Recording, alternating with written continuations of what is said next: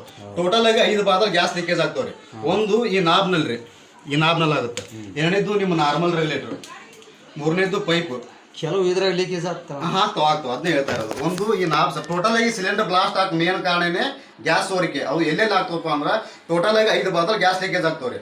ಒಂದನೇದ್ದು ಅದ್ರ ಯಾವ್ದಪ್ಪ ಅಂದ್ರೆ ಒಂದನೇದು ಈ ನಾಬ್, ಎರಡನೇದ್ದು ನಾರ್ಮಲ್ ರೆಗ್ಯುಲೇಟರ್, ಮೂರನೇದ್ದು ಪೈಪ್, ನಾಲ್ಕನೇದ್ದು ಒಲೆ ಬಟನ್, 5ನೇದು ಬರ್ನರ್.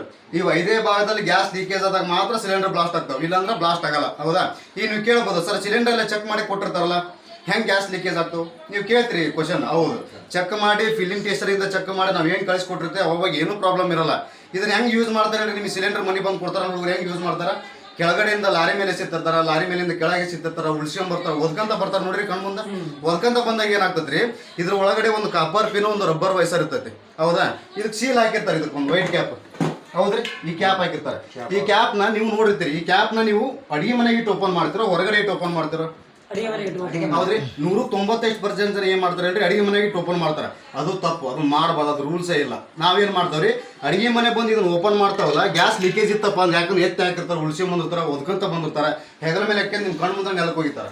ಅವಾಗ ಇದ್ರ ಒಳಗಡೆ ಕಾಪರ್ ಪಿನ್ ರಬ್ಬರ್ ವೈಸರ್ ಏನಾಗಿರ್ತಾವ, ಲೂಸ್ ಆಗಿರ್ತಾವ, ಜಂಪ್ ಆಗಿರ್ತಾವ, ಕಟ್ ಆಗಿರ್ತಾವ. ಹೌದಾ?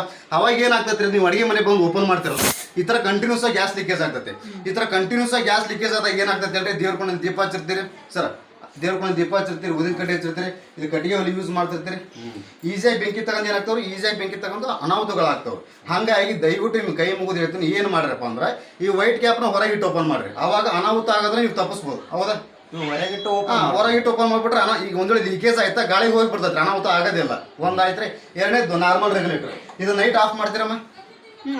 ಬೆಳಿಗ್ಗೆ ದಾನ್ ಮಾಡ್ತೀರಿ, ನೈಟ್ ಆಫ್ ಮಾಡ್ತೀರಿ, ಬೆಳಿಗ್ಗೆ ದಾನ್ ಮಾಡ್ತೀರಿ, ಡೈಲಿ ಅನಾಡಪ್ ಮಾಡ್ತಾನೆ ಇರ್ತೇವೆ. ಈಗ ಒಂದು ಸೈಕಲ್ ತಗಂತ, ಒಂದು ಬೈಕ್ ತಗಂತ, 1 ವರ್ಷಕ್ಕೆ ಟೈರ್ ಏನಾಗತ್ತೆ, ಅದು ಸೌಕಳಿ ಬರ್ತೈತಿ. ಇದು ಹಂಗೆ ಡೈಲಿ ಅನಾಡಪ್ ಮಾಡಿದ್ರೆ ಸೌಕಳಿ ಬಂದಿರ್ತೈತಿ. ನಾವೇನ್ ಮಾಡ್ತೀವಿ, ಹೋಗಿರ್ತೈತಿ ರೆಗ್ಯುಲೇಟರ್, ನಾವು ಅದನ್ನೇ ಬಳಕೆ ಮಾಡ್ತಿರ್ತೇವೆ. ಇವೆಲ್ಲ ಸಣ್ಣ ಪುಟ್ಟ ಮಿಸ್ಟೇಕ್ ಮಾಡೋದ್ರಿಂದ ಅನಾಹುತ ಆಗೋದು ಯಾವ ಥರ ಹೇಳ್ರಿ, ಒಂದು ಫ್ಯಾಮಿಲಿನ ಕಳ್ಕೊಂತ ಇದ್ದೀವಿ. ಹಾಗಾಗಿ ಏನು ಮಾಡ್ಬೇಕು, ಇದು 4 ವರ್ಷಕ್ಕೆ ಫೇಲ್ ಆಗ್ತೈತಿ, ಚೇಂಜ್ ಮಾಡ್ಬೇಕು. ನಾವು ಮಾಡ್ತಾ ಇದ್ದಾವ ಮಾಡಂಗಿಲ್ಲ, ಗೊತ್ತೇ ಇರಲ್ಲ ನಮಗೆ, ಬಳಕೆ ಮಾಡ್ತಿರ್ತೇವೆ. ಇದು 2 ಭಾಗ ಆಯಿತು. ಮೂರನೇದು ಪೈಪ್ ರೀ. ನೀವು ಪೈಪ್ ಇಲ್ಲಿ ಕಲೆಕ್ಷನ್ ಕೊಟ್ಟಿರ್ತೀರಿ, ಪೈಪ್ ಕಿತ್ಕೊಂತಪ್ಪ ಅಂದ್ರೆ ಯಾವ ಥರ ಕೇಳ್ತೈತಿ, ನೀವು ಅಡಿಗೆ ಮಾಡ್ತೀರಿ. ಹೌದಾ? ಅಡಿಗೆ ಮಾಡಿದಾಗ ಎಣ್ಣೆ ಪದಾರ್ಥ, ಮುಸ್ರೆ ಪದಾರ್ಥ ಇಲ್ಲಿ ಗ್ಯಾಪ್ನಲ್ಲಿ ಬೀಳ್ತಾ ಇಲ್ರಿ. ಬಿದ್ದಾಗ ಪೈಪ್ ಏನಾಗುತ್ತೆ, ಈಗ ಎಣ್ಣೆ ಕೆಳಗೆ ಹಾಕಿ ಕಾಲಿಟ್ಟರೆ ಕಾಲು ಜಾರ್ ನಾವು ಬೀಳ್ತೀವಿ. ಹೌದಾ? ಹಂಗೆ ಸರ್ ಒಂದು ಹೇಳ್ಬಿಟ್ಟು ನಿಮ್ಮ ಕ್ವಶನ್ ಲಾಸ್ಟಿಗೆ ಕೇಳ್ಬಿಟ್ರೆ, ಪೈಪ್ ಆ ಥರ ಓಪನ್ ಆಗ್ತಾವೆ. ಆಮೇಲೆ ಪೈಪಿಗೂ ಕೂಡ ಎಕ್ಸ್ಪೈರ್ ಡೇಟ್ ಕೊಟ್ಟಿರ್ತಾರೆ. ನೀವು ಹುಷಾರಿಂದ ಟ್ಯಾಬ್ಲೆಟ್ ತಗೊಂತೀರಿ, ಏನು ಚೆಕ್ ಮಾಡ್ತೀರಿ ಒಳಗೆ, ಎಕ್ಸ್ಪೈರ್ ಡೇಟ್ ನೋಡೇ ಯೂಸ್ ಮಾಡ್ತಾವೆ. ಹೌದಾ? ಹಂಗೆ ಪೈಪ್ ಮೇಲೆ ಕೊಟ್ಟಿರ್ತಾರೆ ಎಕ್ಸ್ಪೈರ್ ಡೇಟ್. ಅದನ್ನ ಯಾವ ಥರ ನೋಡಿದೀರಾ? ಅಥವಾ ಪೈಪ್ ಕಟ್ ಆಗಿರ್ತೈತ್ರಿ. ಇದು ಏನೋ ಪರಿಹಾರ ಹೇಳ್ತಾನೆ ಸರ್. ಈಗ ಪೈಪ್ ಕಟ್ ಆಗಿರ್ತದೆ.